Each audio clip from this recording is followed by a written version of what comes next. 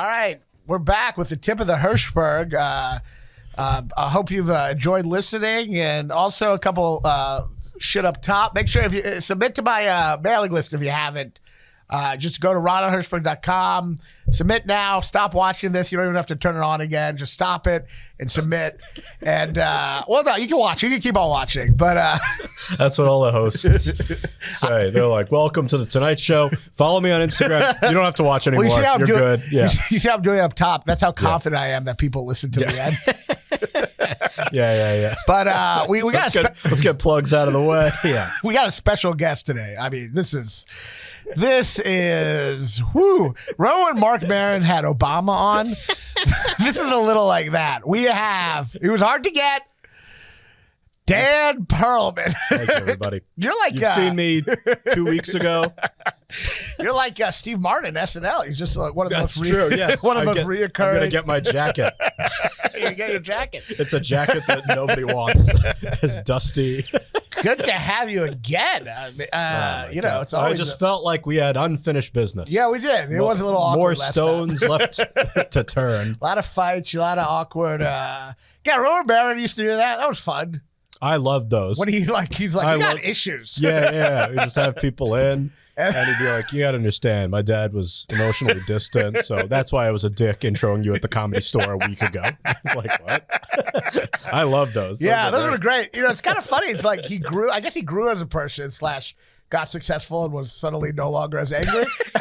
Well, hopefully. You know how human growth works, where you get successful. And the only way success can help lead to growth is if you are smart enough to channel that success into getting enough therapy. Right. I think Howard Stern's done that. Yeah, he's in nonstop therapy. He's either on the air or in therapy. I think 100% of the time. You hear about those people? I have a friend who did psychoanalysis, and he had it 5 days a week. I'm like, how do you have something to talk about? After I did therapy a week, and I'm looking through notes. Podcast all the time. You just did a podcast. Yeah, but therapy is different. You have to fucking bring up issues. You know what I mean? You have to talk about real shit, not my frivolous bullshit. I feel like it does feel like comedy where I got to bring some material in this time. I'm like, maybe I'll make up a story about my dad touching me. You run out of shit. Do you do that? Do you feel like you're lie running about out? molestation? No. I know you do that. I've seen you try to trend. That'd be hilarious if you did that to a therapist. You're like, oh, by the way, I know we've worked on molestation for the last 6 months. I was lying about that. Gotcha. Well, then there'd be a whole host of stuff to work on from that. Once it ever finds that out, you're not like, well, I'm out of stuff. Yeah, well, you're like, well, we have many issues to get to now that take on a whole new level. I guess you may have some intimacy issues, some issues with the truth. That's true. That's not really a gotcha. It's not a gotcha. Gotcha, I'm good. Gotcha. It's like, no. I have no problems at all. I thought it would be fun to waste the last 6 months talking about a made-up molestation. Gotcha. I'm actually very rational and reasonable person. Paying gobs of money. Have you ever tried BetterHelp? Those BetterHelp therapists? Is that where you're online? You're online. I think you only do that if you're have the gun in your mouth. Do you actually do that for a real? I did one a while ago because it was over COVID. They started doing for comedians. Right. They gave out a promo code because they knew all comedians were doing Zoom shows wanting to kill themselves. Right, so they're they're 20% off comedians to go talk to these Zoom therapists or whatever. So you did it. I did it. It's affordable therapy, which means it's not going to be great. That's not good. I go on one because I went with an older woman because that's who I've of course tried different therapists. That's the only bracket I can really. Yeah. Why do you think an older woman? No, I'm joking. What do you think a woman who's old enough to be your mother? What do you think that brings to the therapy? There's no way to know why we are the way we are, but. Yeah. You don't trust somebody your own age. That's embarrassing. I did that for a while. It was bad. It was so bad. I'd say shit. I remember one time I was like, yeah, I mean, I'm afraid of, afraid of relationships all, I'm afraid they're all going to end, but really everything ends in life, It's just that's really dark. I'm like, oh, God. It's you're on a bad first date. Yeah, it's really dark. I mean, that's not how I view the world. Jesus Christ. Yeah, you're telling them about life. Yeah, it's not good. So I go on the Zoom therapy, and she's literally this older woman, and she's literally a puff of smoke is covering the Zoom screen because she's having a cigarette. She's having a cigarette. She's Nice. smoking. That's good, though. She's like, sweetie, tell me anything. She's like, I've been heard this 35 years. I've heard it all. My main focus is willpower and overcoming addictions. Smoking indoors. The cat is like coming into the Zoom screen now and then. I love that. Was she helpful? Not at all. What'd she say? At some point, she was like, maybe bring around a little like notepad to write. It's not even what I was talking about. I just said that I wrote.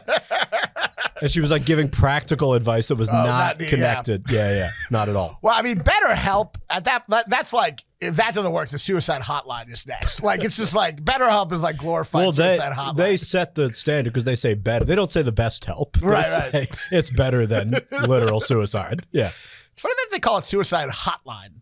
You think like hotline's kind of a fun little, you think they would have changed? I mean, I know there's hotlines for stuff.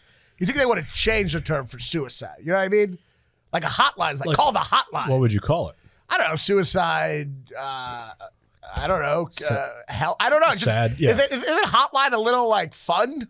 Hotline. Yeah, but that's what you want to make it like life's a roller coaster. That's you true. know, so you want to make up hotline. and down. Yeah, so it's like vroom. You go down the thing. You know. Ted Bundy worked at a suicide hotline. Did he? Apparently, it was very good. I used to do a bit about this, but I have called them. Oh before. yeah. Yeah. Oh yeah, the New York thing. Yeah. That's great so I called, and this is true. When you call the New York one, they have a 10-minute limit. So you get to 9 minutes and 50 whatever seconds, and they're like, "Okay, well, we do have to get off." Oh man, but I hope you're good. I love how in New York, even suicidal despair is on a rush. Like, yeah. All right, we got to move on. It's like, come on, what's your problem? What's your problem? What's your problem? We got people behind you. What's your problem? You, what's your problem? Why do you want to kill yourself? Why do you want to kill yourself?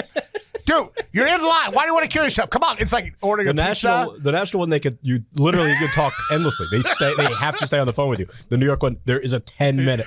10 minutes. Why do you want to kill yourself? What's the problem?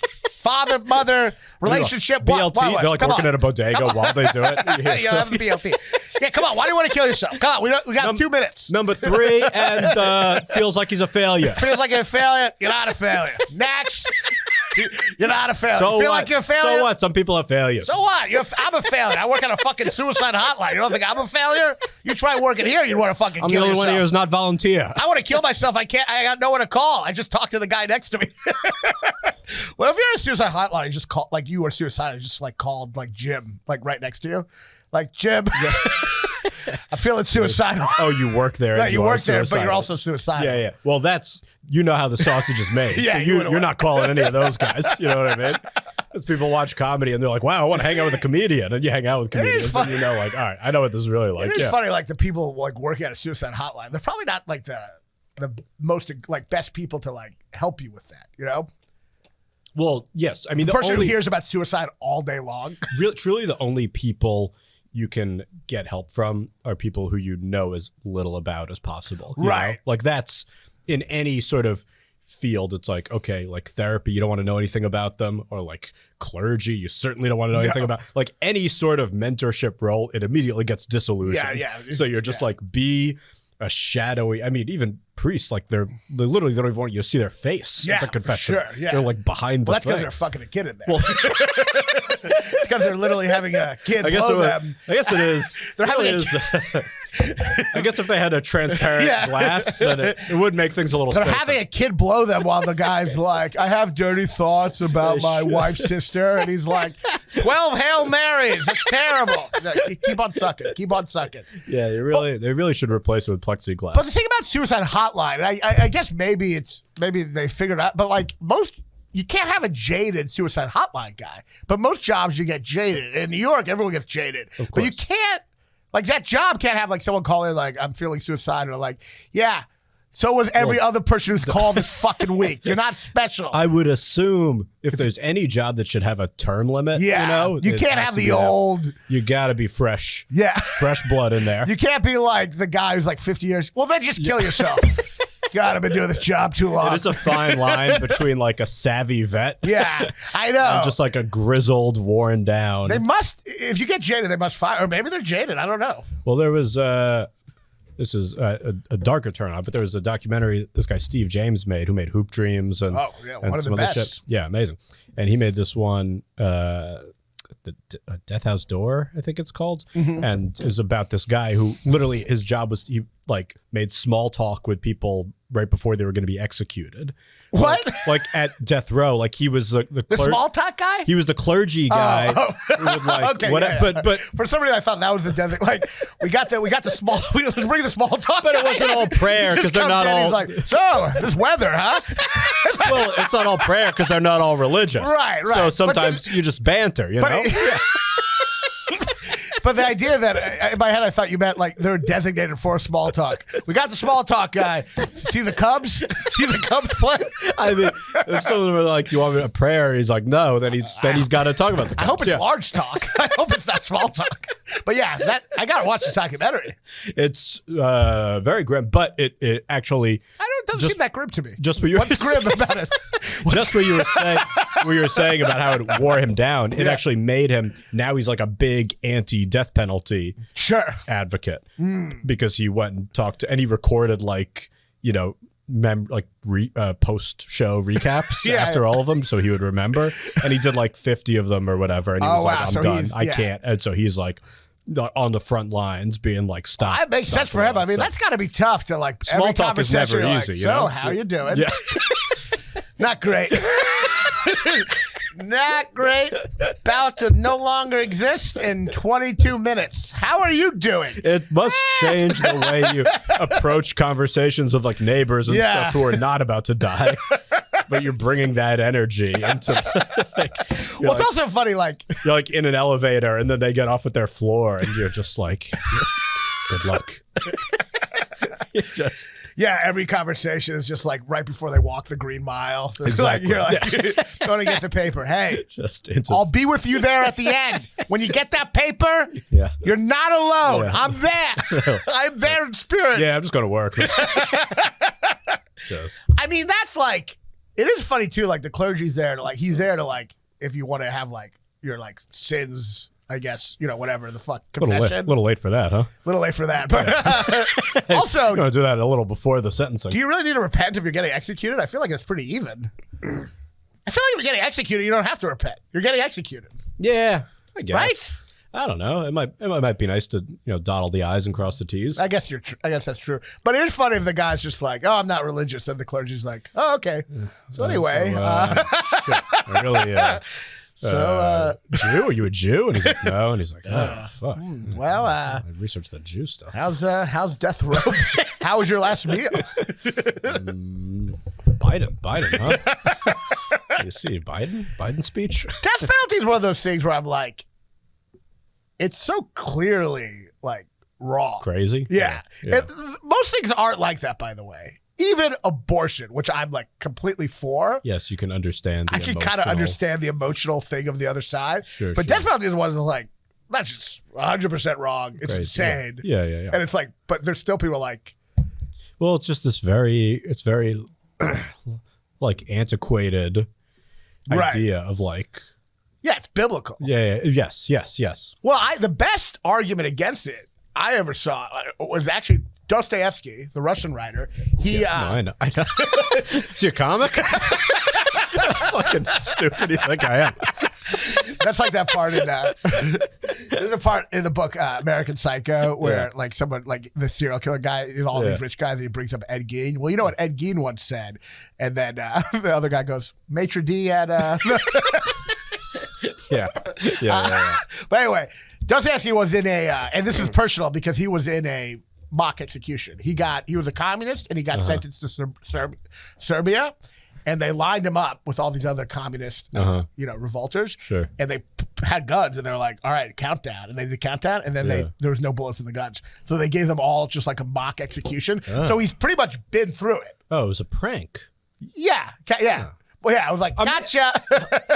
I think that might be a good alternative for the death penalty. For the states that still have it, I think that could be the nicotine patch that could then you're like, don't weed do that us off. again. Right. Because you're like, that was scary, right? Yeah. So now you're gonna know not to kill people. Well, and then you send them off. But it has a good effect. I mean, that happened, and then he wrote like 12 masterpieces. I guess it has that kind of effect. Yeah. But like, I'm sure the other guys were churning it out. They just probably told that to people. They're like, whoa. And then he they wrote get 12 mock executed. I was like, did I tell you the mock execution story? Yeah, we heard it. We've heard it 12 times. You thought you were going to die. You didn't die. I wish you would have died. You tell that story so much. But so in one of his books, The Idiot, he makes the argument. I think this is the best argument, which is that even they think it's death penalty even to like it's somehow fair with murder, someone getting murdered. That's the fair punishment. But the difference is when someone's like murdering you and attacking you, you still kind of have hope, like you're trying to escape. So you're not dealing with this horrible mental torture of there being like no way out. I mean, obviously in some cases you're like, it's probably not going to go well, but like, but there's still like maybe a cop will come in at the last second. But with the death penalty, it's like, you know. Yeah, no. It's and the mental torture of that, in a way, is actually worse than when someone's getting killed. They're still trying to escape. So that, to me, it's like the death. I think that's a great argument. Like the mental torture of being like, oh, you're gonna you're gonna kill you. There's no one who can save you. You can't get out. Well, I think like anything, it's like if you ever had to watch it, it would be so gruesome, right? That you would just be like, ugh, you know what I mean? Yeah, so exactly. it's like if the people who advocate for it had to like actually look at it. I mean, anyone who looks at it and is like, I'm really into that, that's like a sick person. Well, I guess, who's like actively, you know what I mean? Right. I mean, I get it from the emotional standpoint of like the family, you know, like say somebody like kills your kid or something. Yeah, you want them to die. You wanted to die. And they would do that. They'd have like a viewing thing, like the family could watch.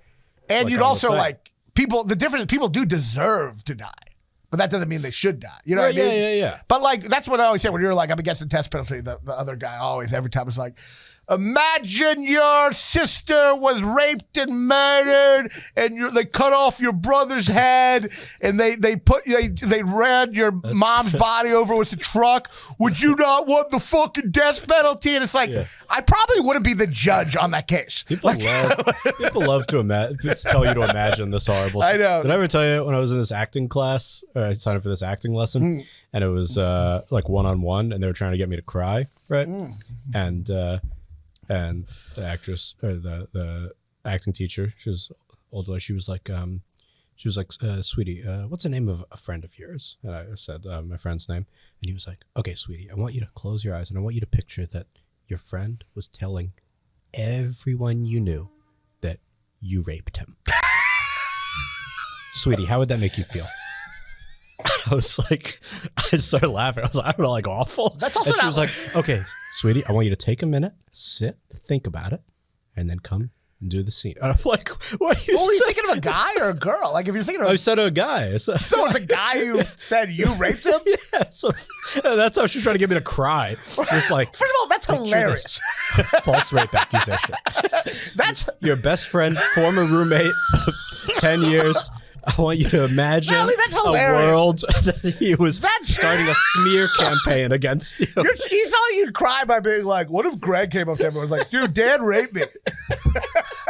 I'm like, that's crazy. And also, it's like, I thought it was like, oh, like the cliche is like your sister dies. Yeah. You know what I mean? Like, it's like you have to say goodbye to your mother or something. But also, it's like, in that scenario, it's like you have to fend off charges. They're false. Well, you know they're false. That wouldn't lead to tears. In that scenario, you know he's lying. So you'd be like, what the fuck is Greg doing?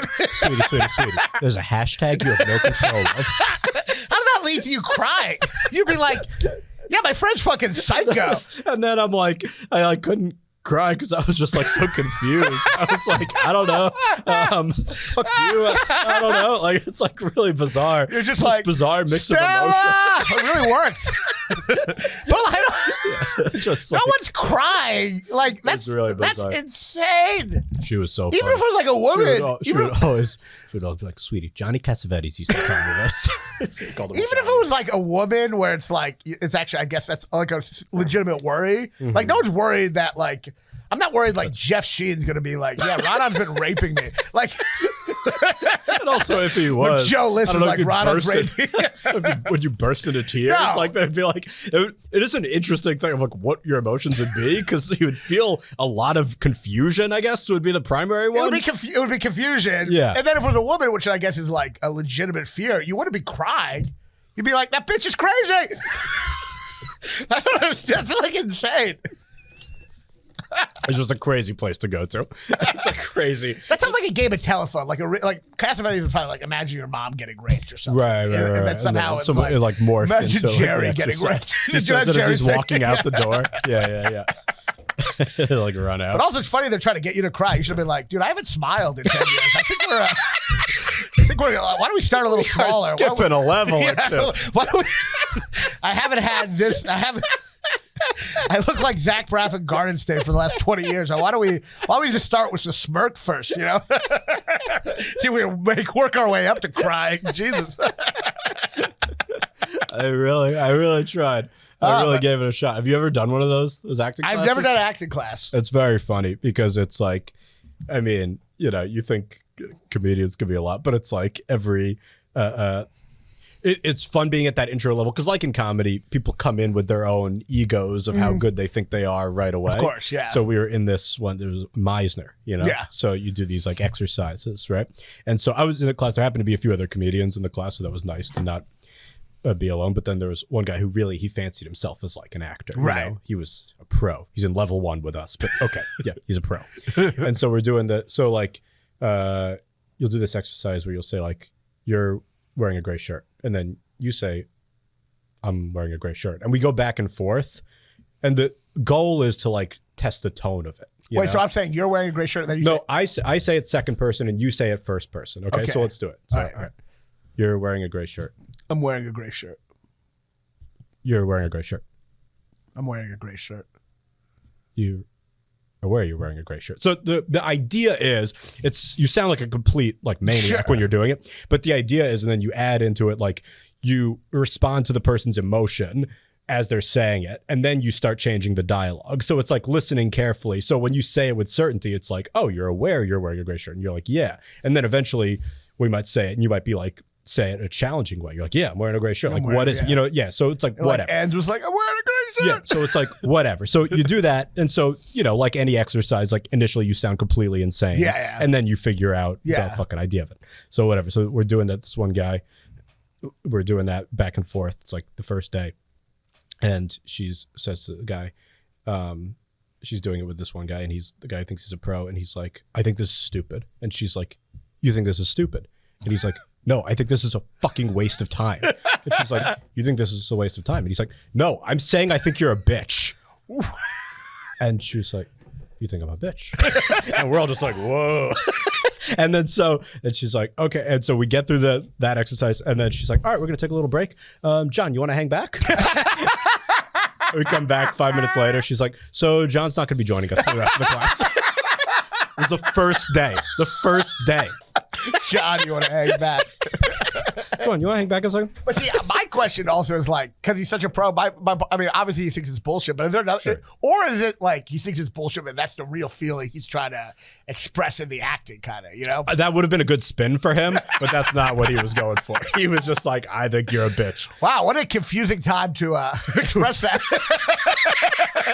Maybe say like, that not on a thing where you have to repeat over and over again. Back and forth. No, it was mesmerizing. I gotta go to the bathroom. I gotta go to the bathroom. No, I gotta go to the bathroom. Like, maybe just... It was like... Maybe just leave. I would have... Man, I think it was like those once a week 3-hour classes. I was like, I would have stayed all night. Do you think I would have watched that guy just fucking go at her? Do you think it helped your acting class?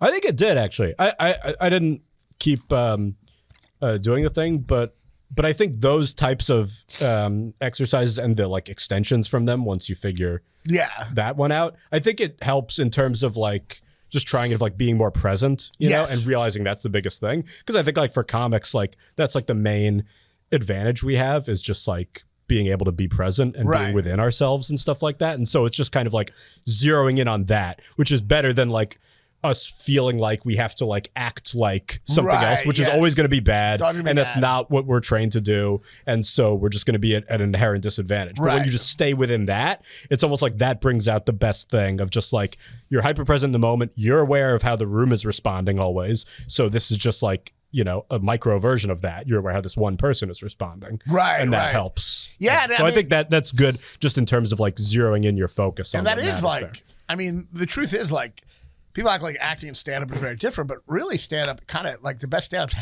need to have that quality where you're like, you're kind of bringing up the emotion behind the joke that, you know, and you're like saying it differently, you know, Yeah. feeling it, you know what I mean? As opposed to just saying a line reading. Like, I mean, that's the challenge of stand up. Right. Like, how do I say it in a way where it's like feels new each time as opposed to being like, oh, I'm going to put the inflection here and it's going to get a laugh. Yeah, You know what I mean? and a way that feels like natural. That's what Roy Wood, who's a great actor as well, was on Flatbush a couple times, and he was saying that because he did some scenes with Steve Carell on some other show, and he was saying that Steve Carell every single take does a little something different and keeps it fresh and exciting and new, and that's why he's just like His level of presence is like amazing. Crazy. Steve Carell. It's Yeah. just like crazy, like yeah. just like so it's just like so nuanced. No, yeah, you watch The Office and it's just like, oh, everybody's just kind of watching him go. Yeah. You know what I mean? You know Like, who's- everyone else is good, but like he's like You know who I say is equivalent to that is Gary Shandling on Larry Sanders' show. awesome. Like his level of acting in that is insane. It's like in himself, I guess, but it's like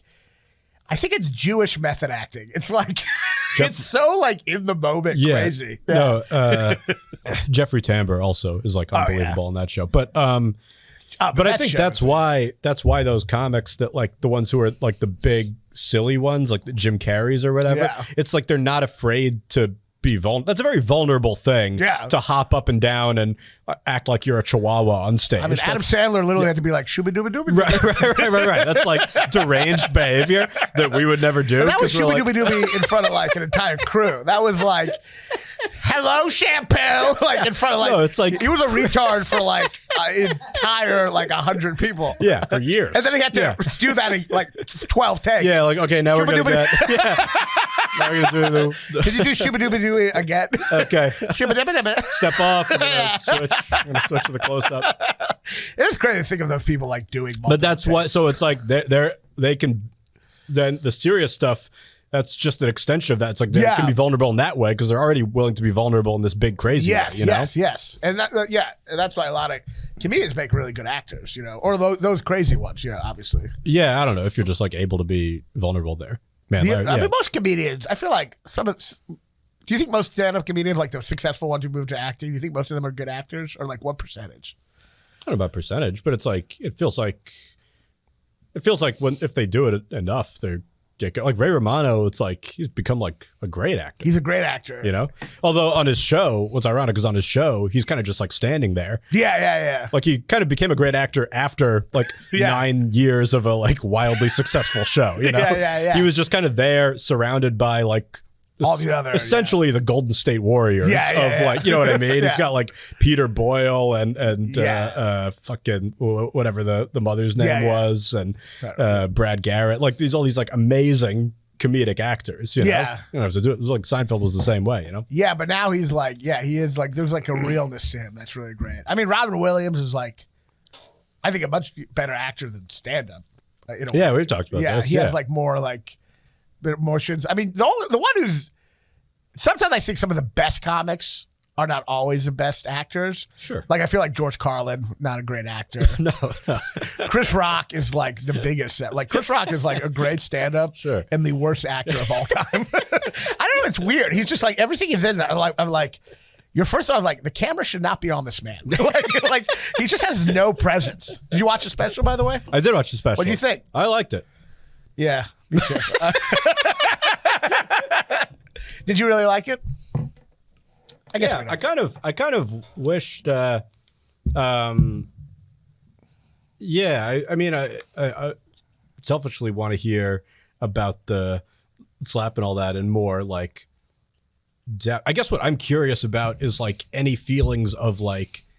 It's got to feel like such like a humiliating thing. Oh God! And so I guess I was curious about that angle of it. You know what I mean? Right. I guess I would have loved to hear it like a little deeper. Yes. In that, But that's what I would have but that's my personal bias and interest in hearing that kind of shit. It was such an interesting thing to watch because you're watching someone deal with like real trauma that we all saw. Everybody saw it. Like that's a crazy. It's like recapping. Like usually, like when someone's like a stand-up, they're like, I got divorced or whatever. As a kid. We weren't all there for that. We weren't. It wasn't like, televised. Yeah, no, we all know what happened. Like when you talk about slapping. Him getting slapped, we're like, yeah, that was rough. We're like, it's crazy for him to deal with trauma that we're all. Well, that's why we're all kind of traumatized by ourselves. It's an interesting thing. It's a bizarre thing. It's very bizarre. We don't usually all watch someone discuss something that every single one of us saw and want to hear. It is crazy, and then it was live, which is insane, but does make you want to watch it. Like it is, it's insane to do live. I think.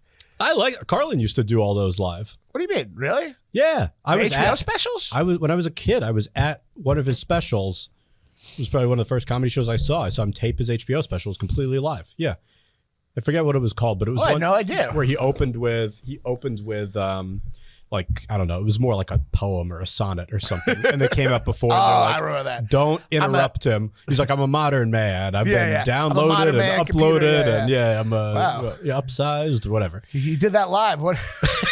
But it's not much of a risk. I mean, like, people are laughing anyway. But yeah, I'm a computer guy. That's honestly like. But he used to do those live. So that's why I like that he did that, because that's how they used to do them. I love Carlin, but at the same time, he's never made me laugh once. But and I do think a lot of his stand-up is kind of like that poem is kind of where stand-up was going. You know what? Yeah. You know what I like about preteen fucked post-teen bit. You know what I like about a lot of his stuff was like, you know, that like a place for my stuff routine of like, we're like, you know, we have what place do you have stuff for like.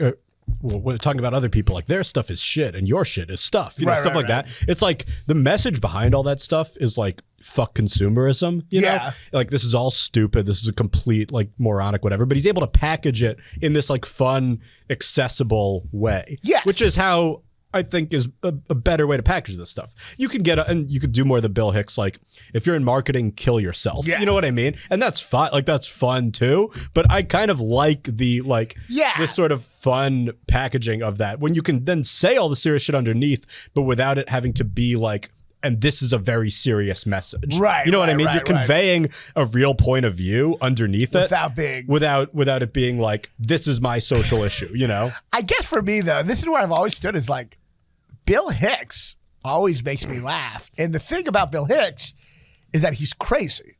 And that's what's funny. To me, being like, kill yourself, and then be like, this isn't a joke. People are like, where's the joke? This is a joke. Kill yourself. You are. I'm like, that's hilarious. He's an insane person.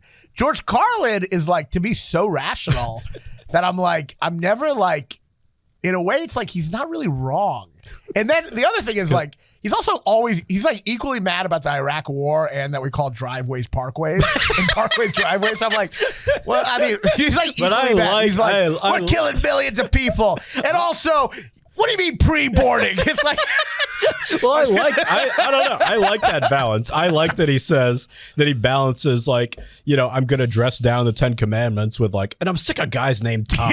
You know what I mean? That's like a fun balance. It's just not like, it's not goofy enough. Can I tell you my favorite Hicks joke that I saw on YouTube when he was like 20 or something? Yeah. Is he like dropped out of college and he was like, his problem with going to college was like, you went during the summer session and all the classes were just like, they were just like athletes just there for credit. Like they weren't trying to learn. And he's like, first day of my Eastern philosophy class, the professor comes in and he's like, God is consciousness and we are all God trying to realize our full potential. And this guy in the back goes, yeah, we're going to need to know that. For the quiz. Is that going to be on the quiz? Yeah. I think that's from the Dangerfield thing, maybe. Like, I don't know. I remember that. Else. Yeah. Dude, he's great. That's a really funny joke. He may have been like, joke. He's like 22 in that. Yeah, he's like he is great. Shit. Yeah. I honestly like people. I don't get people. I feel like there was a time where he was maybe overrated, I guess. But now I think he's severely underrated because most people are like, Bill Hicks, he wasn't telling jokes. He's 100% telling jokes. And his big influence was Woody Allen. And you can see that. He has like great misdirects. They're like great structured jokes. And people are like, he's just talking up there. It's like, what the fuck are you talking about? That Letterman set that aired that they didn't air at the time. Yeah. No, that had some like great misdirect jokes. Whereas like, again, like listen to him and I can like hear the jokes and understand what he's talking about. When I listen to like Lenny Bruce, I have like no idea what the guy's saying. Well, that's I literally have no idea what he's talking about. It's hard to go back into a time period where like saying Yiddish was cool. Like I don't like that's what I was like. I don't get like he's like, Well, he's like- yeah, man, the guy was like chicken up, man. You know, he had a lot of chutzpah. You know what I mean? Like I don't. It's hard to go back to this time period where if you slinging describe- Yiddish was some cool hip drug thing. If you describe that to me as a concept of like, yeah, this real like jazzy cat Jew, like I'd be like, that sounds very funny, but I have no idea what's being said. No, Louis made me like listen to like a 20-minute bit, which is like my Me Too story, like because I was like, I didn't. It was like fucking. It was just like I don't understand. He's like, yeah, man. These, you know, and they come up and they got that chutzpah. You know, man. Do you dig what I'm saying, man? You dig what I'm saying? You dig it? I'm like, I don't understand a word he's fucking. He keeps on saying, you know what I'm saying? No, I have no idea what you're saying. That was the best. Did I tell you that was probably the best I ever did in an audition was to play Lenny Bruce on Maisel? On Maisel, yeah. They went with an actor. Yeah. After a long consideration, we decided we're going to go with someone, the role this job requires. We decided, you know what? Let's just go with someone who knows how to act. I told that. They went with an actor.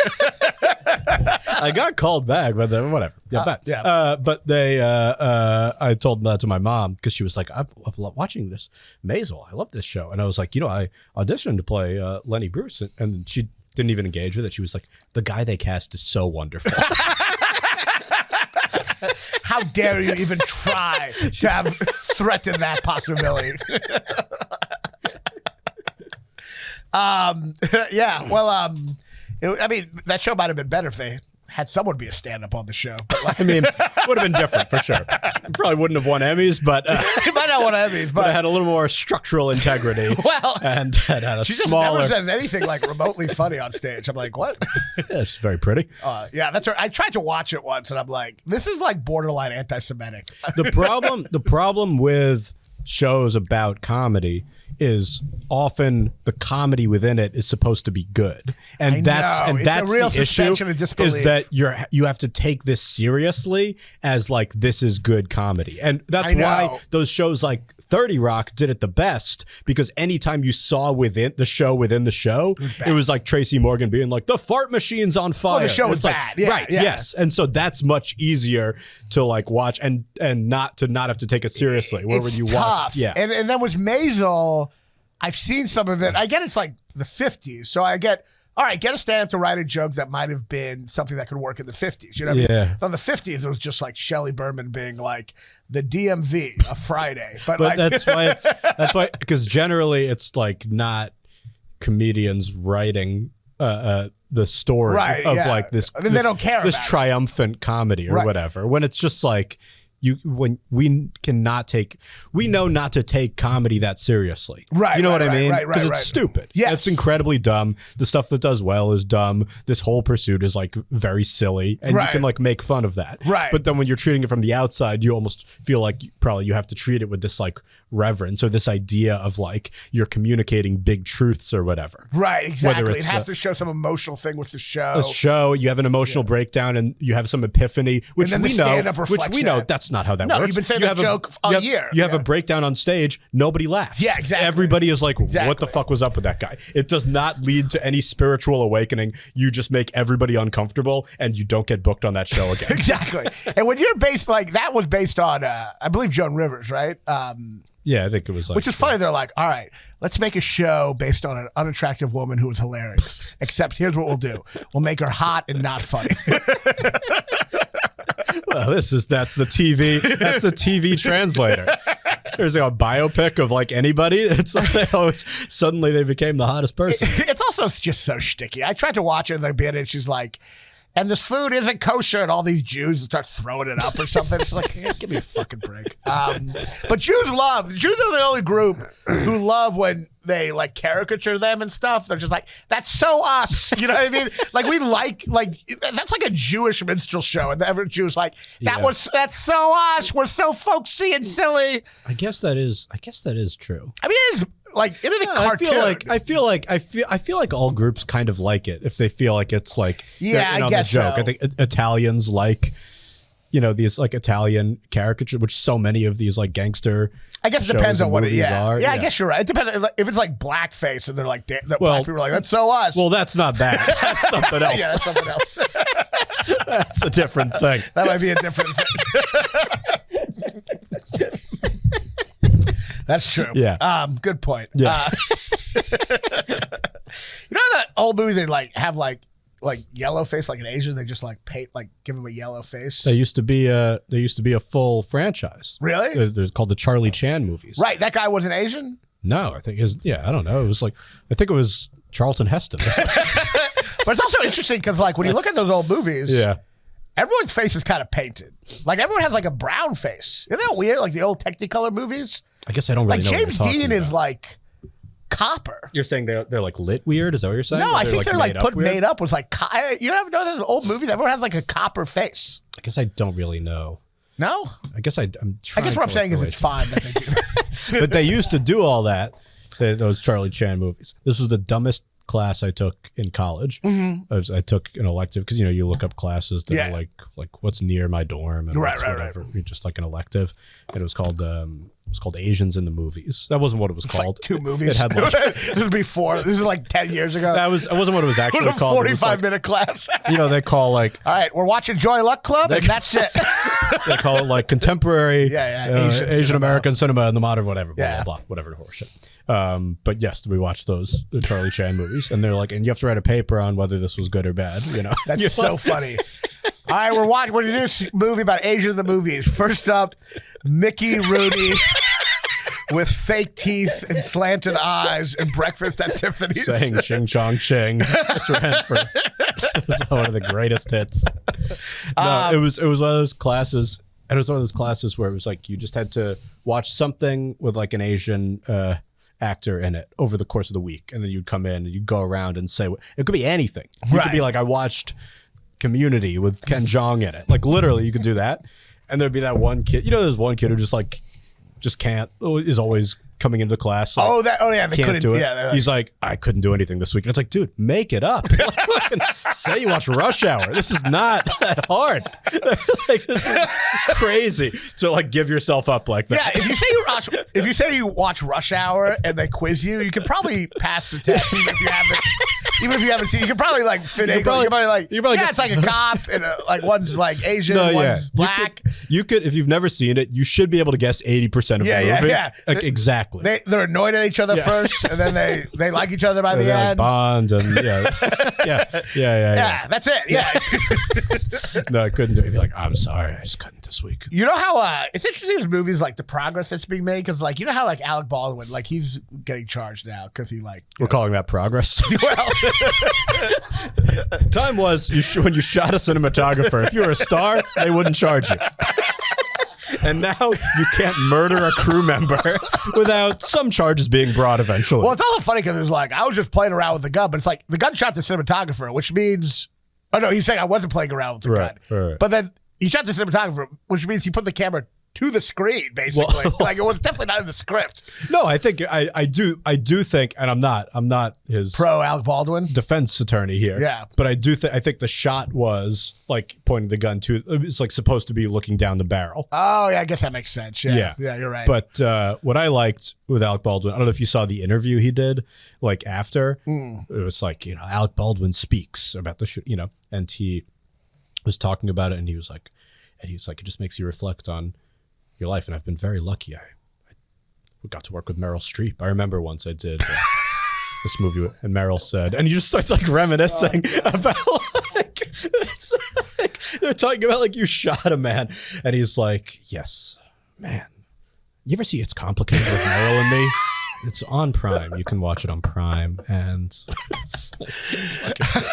I mean that's insane. I mean, like that's if that guy had finished that Meisner class I was in, he becomes that guy. That's like you're on track to being that guy. I think it's important, like, to realize, like, yes, Trump is a psychopath, but so is the actor famously playing him. Like, oh my God, they are so like aligned, made for each other. Made for each other. 100%. And you keep on thinking you're in this war between the two. Like Baldwin versus Trump. It's like, no, they're both psychos. That's often the case. It's like they're both. Well, when Trump would tweet and it'd be like Baldwin doing his terrible impression of me, it's like, yeah, he's not wrong. It's like a bad impression. Yeah. It's not like. But it is interesting, like with the gun laws, like I guess the gun like wasn't tested or something, right? Yeah, and that's like really negligent. But then I'm reading the making of Departed. And they're like, yeah, Jack Nicholson, he just showed up with a gun on camera. Well, he didn't tell anyone. He just took it out, put it against Leonardo DiCaprio's head. Yeah, and I'm like, no. I'm sure that used to be.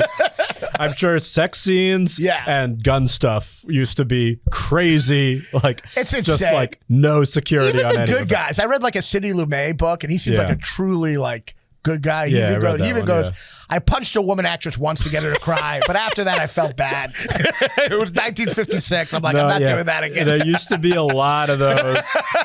There used to be a lot of those stories where the director. Yeah, you never want a director to go up to you if you're not being able to like cry in a scene. You never want the director to go up to you and go, do you trust me? Yeah. Because that means you're about to get punched in the vagina or choked out, and then he's going to go, action. That's why there's this guy, filmmaker Kiarostami, who I love his movies, this Iranian filmmaker. And I heard some stuff with him where it's like, because he worked with child actors a lot. We wanted to make this kid cry, so we told him right before action, we told him, you can never see your parents again. I'm like, well, that's a crazy thing to do. It's crazy. It's like, you know, I got to be honest. I did that once. Did you really? Not that, but I was making. You didn't do it for your sketch, the Schindler's List sketch? Not for the. Well, no, there's no kids in that. I did it. No, I know. Maybe you tried. It was something worse. It was a sketch I was filming in Alaska, and I had a scene where I was like, I was there visiting my sister. Yeah. And I had a scene where like, I'm like in the back of the car with a CPAP machine, and I had my nephew who was like 6 look like the camera past him, and he looks at it, and he gets scared and runs away. Yeah. But he wasn't acting it very well. Right. So one time I filmed it, and like, I just kind of went like this, and he like really ran away for real. It was a good shot, and then he started crying. I like William Friedkin, like a sketch that 12 people saw on YouTube. I felt so bad. You do get caught up in it. You just want to get it done. Yeah. I know. I made this short with these 2 kids, and we're on the subway, and so we only had like, I don't know, like 16 stops to get on the one train or whatever. And so I just needed one of the kids. He kept looking at the camera. And so he just kept doing it again. And I was like, yo, look anywhere else in the world. And so he's just like, and so then he turns and he just like looks away cowering, but it like worked so well for the moment because it looks like these 2 kids like can't face each other or whatever. But it was literally just because I told him like, I'm begging you. I was like, begging you, please look anywhere else on the planet. And so he's just like trying so hard to not look at the camera, but it like fucking worked out. You're just on a rush. You're just like on a schedule. You gotta, yeah. But I didn't go to like, I'm taking away your parents. That's insane, but effective. Well, there was a time where like whatever you got to get the role, you know what I mean? If you had to like do things that would make Shelley Duvall one day end up in a mental institution, but what was also so crazy about like those moments, like with Shelley Duvall in The Shining, where he like really traumatized her. Yeah, it's so insulting that he didn't believe she could just act that way. like it's so insulting that he's like, you're not a good enough actress to do this believably, so I'm going to terrorize you and make you feel hated. Well, that's the like. How about you cast someone you feel like is a good enough actress? I saw an article. It's like, we can't get the actress I want. All right, we'll just terrorize Shelley Duvall. We'll make her go insane later on in life. Yeah. You sure we can ask that other actor again? No, it's fine. We'll just terrorize her. I saw an article go by, and it was like, was Shelley Duvall actually bad in The Shining? And I was like, come on. She went through so much with it. Let's just say she was good. She's clearly like traumatized. Like fully traumatized. She's like 400 pounds in a mental institution. Yeah. But he, oh, fuck. What was I going to say? I don't remember. Well, William Friedkin's the craziest. On The Exorcist, he had at the end, have you seen The Exorcist? Yeah. Years ago. At the end, the priest dies. He falls down these flight of stairs, and another priest comes up to him kind of crying and gives him like a last confession or whatever the fuck they do there. Yeah. And that was a real priest. And he couldn't cry. So William Friedkin just goes, do you trust me? And he slapped him as hard as he could. A priest, a man of God. And then it went, action. And if you watch it, his hand, he's crying, and his hand's literally shaking. Whoa. And it's the shaking of someone who just got slapped. Whoa. Willie freaking literally went against God to get to get a believable part in his demon movie. Okay, yeah. But yeah, so did you make any of the like black kids in your show? Did you like terrorize them at all for I didn't terrorize any of them. Also, none of them are kids. They're all older than I am. Right. It's all every scene where I'm like, you really got to study. They're all like 38. They're all. I'm like, do you want to pass the 9th grade? And they're like, they all have children. Black people really do. They really do tend to look great as they get older. It's a testament to how bad I've aged that everybody bought it. I rewatched Interstellar the other day, and they go on that planet where like every hour is like 10 years, and they get back to the spaceship, and it's been like 27 years, and there's a black guy waiting on the spaceship, and he's like, I've been waiting for 27 years, and he looks the exact same. It fucks up our I probably talked about this, but it fucks up our sense of like, especially when you're younger, of what people are going to look like when they're what you're going to look like when you're a teenager, because when you're a kid, you're watching these like hot 30-year-olds act like they're 14-year-olds. Right. And so you're like, whoa, when I get to high school, that's going to be, and then you're like, why do I feel like lost and small squeaky, and like oversized? But you're looking at these like hot adults totally playing 15, and your teachers, meanwhile, they're probably like 24, and you think they're like 1,000. Yeah. Like nobody has any idea what's going on. They're like 2 years older than you. Yeah. And you're like, this fucking geezer. Yeah. Yeah. Well, anyway, what can thanks for coming on. I mean, we worked it out with the people. We had to shuffle things around. Yeah. But then we got shuffled it out. We made it happen, though. Where can they find you? At Dan J. Perlman on all the social stuff. DanJPerlman. Nice. And yeah, that's the main thing. Chicago, I'm doing the Den Theater April 7th and 8th. That's crazy. Get tickets to that. Well, that's a big room, right? Yeah, the theater. Yeah, I mean, I think it's like, I don't know, it's like 300 or something. That's amazing. It'll be fun. Yeah. And then I'm at a wedding the following weekend in Chicago. If you get tickets to the show at the Den Theater, you can come to the wedding with me. Yeah. Oh, that's nice. Yeah. So you made that deal with the... I haven't told anybody, but I'm making this promise right now. Beers +1, come to the Den Theater. Great comic. You'll love it. I got a +300. And as always, fucking submit to my mailing list. What the fuck, the tax bullshit. And also, yeah, have a good night.